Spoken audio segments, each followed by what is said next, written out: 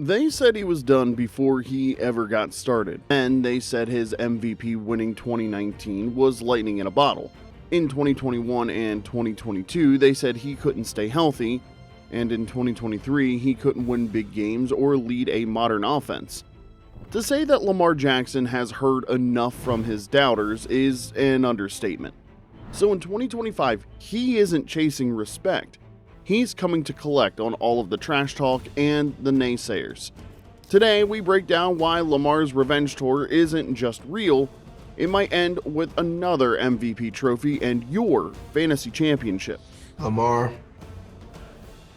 whoever else, but Lamar Jackson. He's still growing. He's got a growth mindset. He's going to get better and better, no doubt. But what does he have to do to prove himself to some people, right? Lamar Jackson didn't just break out in 2019. He broke the game. In addition to leading the league with 26 passing touchdowns, he ran for 1,206 yards to finish 6th in the league. It's also why he became only the second unanimous MVP in NFL history alongside Tom Brady. Congratulations to this year's most valuable player, Lamar Jackson. But Lamar wasn't supposed to be this good coming out of Louisville. He was too raw, too run first, too much of a project to play quarterback in the NFL. Can Lamar Jackson do that on the NFL level? That he's creative once the football in his hand. But instead of trying to adapt to the league, he rewrote the rules. Lamar didn't run to survive, he ran to attack, and every time a defense guessed wrong, he turned hesitation into humiliation. That season, he dropped 415 fantasy points. That's more than Joe Burrow ever had in a single year, more than Josh Allen, and more than Jalen Hurts. In 15 games, he threw 36 touchdowns and barely played a full fourth quarter. If you drafted him last year, he probably won your league. If you played against him, you remember the pain. This was the prototype, the dual threat ceiling, the player who made the Konami code quarterbacks go mainstream. And while the league scrambled to find the next Lamar, the original was just getting started. And if you're a fantasy football freak who loves player breakdowns like this one, hit like and subscribe after the video. Lamar Jackson's supposed fall from elite fantasy pick and NFL superstardom didn't happen in one play. It wasn't a collapse, it was erosion, and it was entirely unfounded. In 2021, Lamar missed 6 games. In 2022, he missed 5 more regular season starts and only attempted 4 passes in the week he was injured against Denver. Thank you, everyone, for your support and concerns regarding my injuries. I want to give you all an update as I'm in the recovery process. I've suffered a PCL grade 2 sprain on the borderline of a strain 3. There is still inflammation surrounding my knee, and my knee remains unstable. I'm still in good spirits as I continue with treatments on the road to recovery. I wish I could be out there with my guys more than anything, but I can't give 100% of myself to my guys and fans. I'm still hopeful we still have a chance. That's directly from Lamar Jackson himself yesterday. 2 years of almost. 2 years of what if.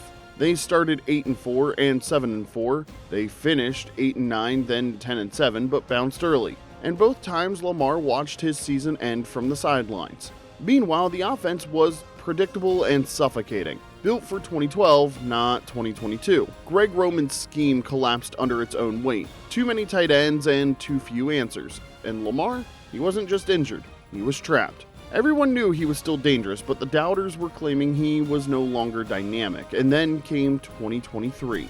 Lamar was finally healthy and working with a new offensive coordinator in Todd Monken. You know, he's got an elite skill set. I mean, it's obvious when you watch him on film. I mean, the things he can do with the football and the plays that he makes. He also had new receiving weapons, including veteran superstar Odell Beckham Jr., rookie Zay Flowers, and second-year tight end Isaiah Likely. For a while, it felt like redemption. Lamar played in 16 games, winning 13 of them on the way to securing the division championship and his second regular season MVP award. The Ravens took apart Houston in the divisional round with a vintage 4-touchdown performance from Lamar to end the playoff drought.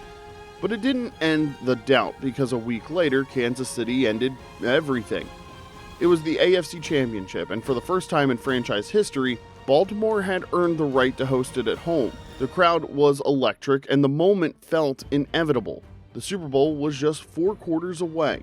But then the Chiefs showed up, calm, clinical, and unshaken. They silenced the crowd, cracked the Ravens' rhythm, and turned the dream into deja vu. What was supposed to be Lamar's coronation became another cold reminder. Getting close isn't the same as getting there. The offense stalled, the defense bent, and once again, Lamar was watching the confetti fall from the wrong sideline. That's crazy. We had some opportunities out there. Just got to take advantage of them. Can't turn the ball over. We haven't been able to say that about Lamar Jackson. Your regular season, we get you. Your athleticism, we get it. Your abilities, we get it. But that also provokes us to ask, how come you can't get it done when you going up against this brother? You do it against everybody else. 2024 brought the same disappointment. Another MVP caliber year from Lamar with nothing to show for it. We're going to get into his 2024 stats in a minute, but it's safe to say that last season was the best version of Lamar we've ever seen. And still, somehow, it wasn't enough. The Ravens fell to Buffalo in the divisional round 27-25. Another game they could have won and another year that ended too soon. And here's the thing. For most teams, 25 wins and 2 playoff berths over 2 seasons would be something to celebrate, but for Baltimore with this quarterback, it's not. Because Lamar's window isn't about stats, it's about rings. And until that trophy is back in Baltimore, the question will always be the same. Can he finish the job? Fortunately, this isn't the same Lamar Jackson we've seen year after year. Yes, the legs are still there. Yes, the highlight runs and deadly throws on the move will always be part of the package, but heading into 2025, it's the mindset that's changed. For the first time in years, there's peace in Baltimore for Lamar Jackson.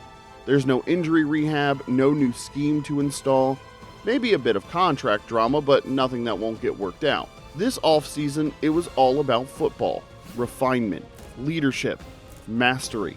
Lamar has full command of Todd Monken's system now, and you can see it in how fast he's processing, how sharp the timing looks. He's not reacting, he's dictating everything happening out on the field. And this offense is built around his strengths. Zay Flowers is a year better. Rookie wideout Devontae Walker's 4.3 speed adds vertical juice they haven't had since Hollywood left. Mark Andrews is back, healthy for now. And Isaiah Likely proved he's not just a fill-in, he's a weapon. Lamar's still the dynamic playmaker he's always been, but now he's also the veteran voice, the tone setter, the guy that the locker room follows. And if you've been listening this summer, you've heard it in his voice. No more cliches, no more dodging. He's talking legacy. He's talking MVP. He's talking Super Bowl. Because for the first time since 2019, Lamar Jackson isn't catching up. He's ahead of the curve, and pulling the Ravens with him. In fantasy football, rushing quarterbacks are cheat codes, but Lamar Jackson is the one they molded the code after. In 2024, he averaged a ridiculous 25-plus points per game and finished as the QB1 overall with 434.4 points according to Fantasy Pros. And he did it without stat padding and garbage time. He did all of this while leading games, not chasing them. The 2024 fantasy season was a masterclass in dual threat efficiency and a clinic in versatility from Lamar. He threw for 4,172 yards and 41 touchdowns, which were both career highs. Added 915 rushing yards and 4 more scores on the ground. That's 5,000 plus total yards and 45 touchdowns. Let's be clear, Mahomes has never done that, Jalen Hurts hasn't even come close, and only Josh Allen is in the same fantasy stratosphere, and Lamar is going a full round later in most mocks. And here's the kicker. Lamar has 4 career games with a perfect passer rating. That's not volatility, that's dominance. At the end of the day, to be great, you got to have a clutch gene. I think he has it. When the game's on the line, he wants to find a way to make the play. Really impressed with Lamar's eyes down the field and his footwork and accuracy. He's having an outstanding year. He gives you the rushing floor of Justin Fields, the passing upside of Joe Burrow, and he's done it for 5 straight seasons when healthy. He's the only quarterback who can score 40 without throwing for 300 yards, and the only guy who can be your top scorer without a touchdown pass. And in 2025, with a second year under Monken and a fully loaded skill group, Lamar Jackson's ceiling might still be rising. Let's talk about the narrative for a second, because MVP awards aren't won solely on statistics, they're also about timing, and right now everything is lining up for Lamar Jackson. Last season, he was electric. 5,000 total yards, 45 touchdowns, a league-best QBR, 12 wins, and a first-team All-Pro.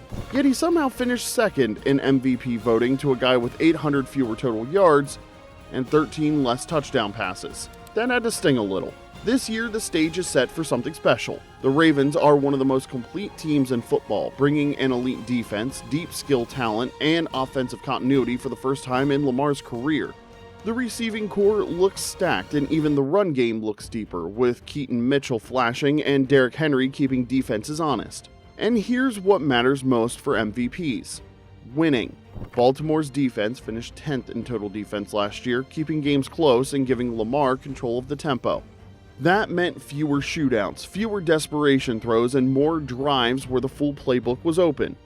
Lamar is still hyper-efficient and aggressive with his play, but now he's also patient when it matters. That's what happens when a generational athlete finally gets time in the same system. More wins, more moments, more MVP buzz. Because the MVP trophy doesn't go to the flashiest player, it goes to the most valuable, and nobody defines that like Lamar. Lamar Jackson, to me, is the MVP frontrunner. Lamar Jackson looked like he is on a totally different planet than pro NFL athletes, the best athletes in the world. He looks like he's on a totally different planet playing the game of football. Now, as insane as this sounds, Lamar Jackson is going in the 3rd, 4th, or even 5th round in a lot of 2025 mock drafts. Let that sink in. A quarterback who just dropped over 5,000 total yards and 45 touchdowns is not even the top quarterback in most mock drafts. If your league lets him fall, let them, then punish them every Sunday. Lamar Jackson isn't a solo stat machine, he's stackable. Mark Andrews is still a top 3 tight end when healthy, and if Andrews gets traded or hurt, Isaiah Likely is there to step in with little to no drop-off. Zay Flowers has already proven he can break open any week on any given play, and given DeAndre Hopkins' injury history, Devontae Walker could see considerable playing time in 2025. That's some sneaky deep ball value. The bottom line is you can build a full stack around Lamar without burning early round capital. And here's the part no one's talking about: Baltimore's 2025 fantasy playoff schedule. Weeks 15 through 17, they face the Bengals, Patriots, and Packers. In 2 games against the Bengals last year, Lamar threw 8 touchdowns, while New England gave up 30 points a game during the final stretch of the regular season. Facing those defenses in the first 2 rounds of the playoffs isn't just good for Lamar, it's get you to your Super Bowl good. And if you're in a league with bonuses for 100-yard rushing games or long touchdowns, Lamar gives you those windows every single week. This isn't a guy you reach for, this is a guy you build around. If your league lets him slide, let them, and then again, punish them every Sunday. Lamar is back on top after his injury-induced slide in 2021 and 2022. He's smarter, sharper, and more dangerous than ever. There's no more questions, no more qualifiers. He's got the weapons and he's got the system. And after years of doubt, he's coming into 2025 with the numbers, the narrative, and a chip the size of the Chesapeake Bay on his shoulder. Whether you're chasing fantasy trophies or just rooting for greatness, this is the year to believe. So if you're riding with number 8 this season, hit that like button and subscribe for more deep dive breakdowns just like this. Oh, and drop a comment with where you're drafting Lamar, because he might just be the steal of the year. Draft smart, play bold, and don't sleep on the MVP comeback story of 2025. This is Snap Count, where fantasy meets football history. Hit that bell and never draft scared again.